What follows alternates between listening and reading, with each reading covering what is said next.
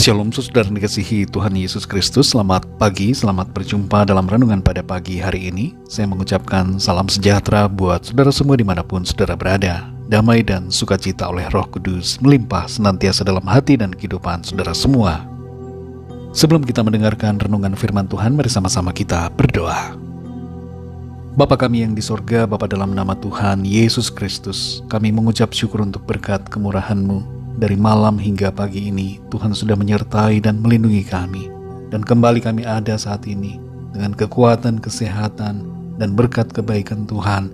Itu semua adalah kemurahan-Mu. Saat ini kami mau mendengarkan sabda firman-Mu. Urapi setiap kami ya Bapa. Berikan pengertian untuk memahami akan kehendak-Mu. Dalam nama Tuhan Yesus kami berdoa. Haleluya. Amin. Saudara dikasih Tuhan, pembacaan Alkitab kita pada saat ini terdapat dalam surat Roma pasal yang ke-8.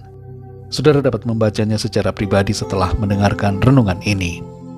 Saya akan membaca Roma 8 ayat yang ke-28. Tertulis demikian. Kita tahu sekarang bahwa Allah turut bekerja dalam segala sesuatu untuk mendatangkan kebaikan bagi mereka yang mengasihi Dia, yaitu bagi mereka yang terpanggil sesuai dengan rencana Allah.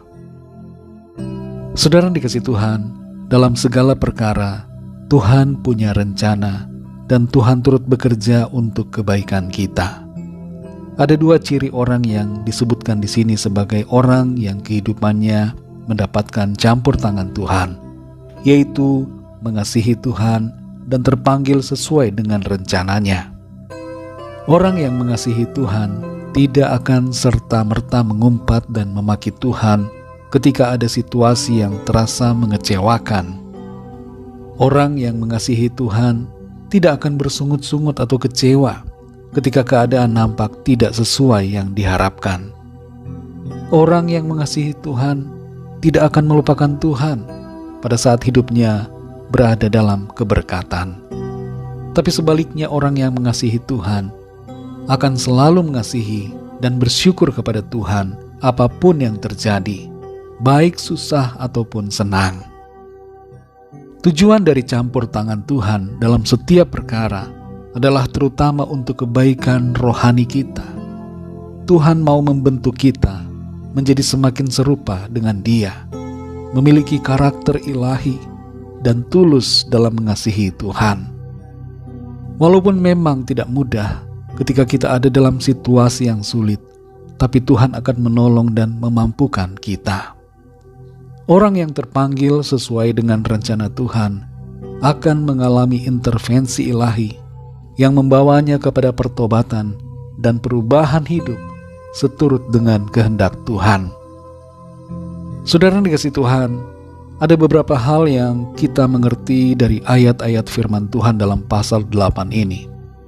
Yang pertama adalah Tuhan menolong kita dalam berdoa. Dalam ayat 26 dan 27 tertulis bahwa Roh membantu kita berdoa.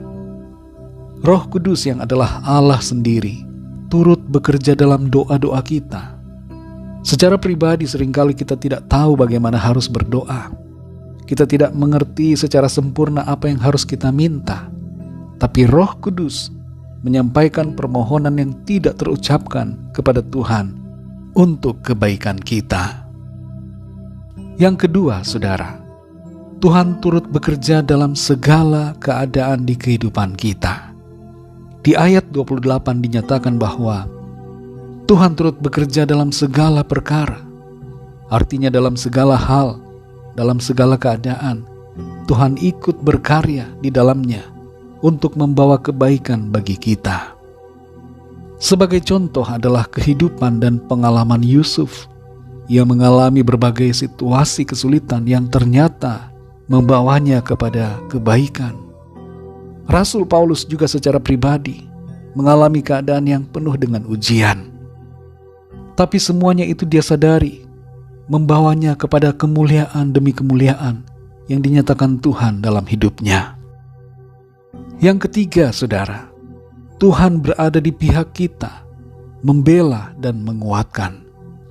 Di ayat 31 tertulis, Sebab itu apakah yang akan kita katakan tentang semuanya itu? Jika Allah di pihak kita, siapakah yang akan melawan kita? Tuhan memberikan pembelaan dan menyediakan segala sesuatu yang kita perlukan.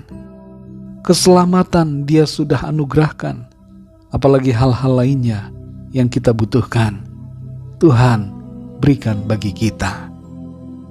Yang keempat, saudara, Tuhan mengasihi kita dengan kasih yang kekal. Di ayat 35 dinyatakan, siapakah yang akan memisahkan kita dari kasih Kristus? Penindasan atau kesesakan, atau penganiayaan, atau kelaparan atau ketelanjangan, atau bahaya atau pedang? Tidak ada seorang pun atau keadaan apapun yang dapat memisahkan kita dari kasih Tuhan. Kasih Tuhan itu melingkupi kehidupan saudara dan saya.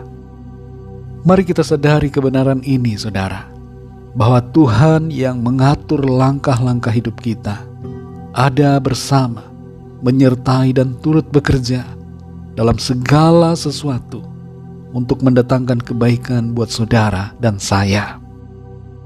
Tuhan sedang membentuk dan memproses kita untuk menjadi semakin berbuah di dalam roh dan semakin sempurna seperti Tuhan. Dalam segala keadaan yang kita alami saat ini, mungkin terasa berat dan menyulitkan, tapi ketahuilah ada tangan Tuhan yang turut bekerja di dalamnya dengan suatu maksud agar saudara dan saya mengalami rencana Tuhan yang baik dan indah dalam hidup kita. Mari kita berdoa, saudara.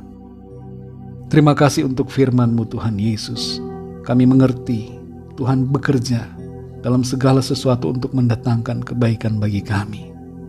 Ampuni kami yang seringkali tidak menyadari akan hal ini, sehingga kami bersungut-sungut, kami kecewa, kami marah, kami bingung, kami bimbang, kami ragu akan Engkau.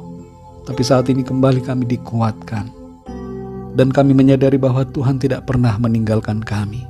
Kasih-Mu selalu melingkupi kami, tangan-Mu selalu bekerja, memegang kami, menuntun dan berkarya dalam kehidupan kami, untuk membawa kami masuk dalam rencana Tuhan yang baik, yang indah dan sempurna. Kami bersyukur karena Tuhan, Engkau terus membentuk kami menjadi pribadi yang semakin serupa dengan Engkau. Ampuni kami dan bersihkan kami dari segala yang tidak baik, yang tidak berkenan kepada-Mu, Tuhan. Berbicaralah terus kepada kami, ya Tuhan, oleh Roh Kudus-Mu di dalam kami. Tuntun kami untuk kami semakin mengerti akan kehendak-Mu, semakin mengenal dan semakin mengasihi Engkau, Tuhan Yesus.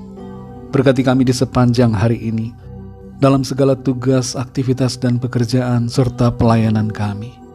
Berkati setiap kami dalam segala hal yang kami lakukan. Biarlah semuanya itu menyenangkan hati Tuhan dan membawa hormat kemuliaan bagi nama Tuhan. Kami berdoa bagi yang sedang dalam pergumulan, sakit penyakit, agar Tuhan menjamah, memberikan kesembuhan dan pertolongan-Mu yang ajaib. Kami percaya kami alami kemenangan, kami alami sukacita dan berkat-berkat Tuhan.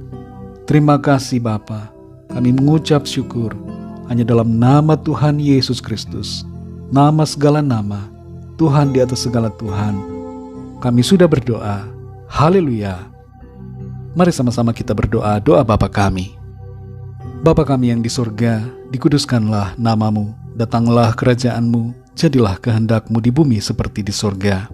Berikanlah kami pada hari ini makanan kami yang secukupnya, dan ampunilah kami akan kesalahan kami, seperti kami pun mengampuni orang yang bersalah kepada kami. Dan janganlah membawa kami ke dalam pencobaan, tetapi lepaskanlah kami daripada yang jahat, karena Engkaulah yang mempunyai kerajaan, dan kuasa dan kemuliaan, sampai selama-lamanya. Amin. Terimalah berkat Tuhan. Tuhan memberkati engkau dan melindungi engkau. Tuhan menyinari engkau dengan wajah-Nya dan memberikan kasih karunia. Tuhan menghadapkan wajah-Nya kepadamu dan memberikan damai sejahtera. Berkat anugerah dari Bapa Surgawi, cinta kasih karunia dari Tuhan Yesus Kristus, dalam persekutuan dan penghiburan Roh Kudus, menyertai kita semua, sekarang ini dan sampai selama-lamanya. dalam berkat nama Tuhan Yesus Kristus. Haleluya. Amin. Puji Tuhan, saudara yang dikasihi Tuhan, saya percaya firman Tuhan menjadi berkat dan kekuatan buat saudara semua, dan Roh Kudus akan menolong saudara untuk lebih lagi memahami kebenaran firman Tuhan. Tuhan Yesus memberkati saudara semua. Sampai jumpa dalam renungan yang berikutnya. Haleluya.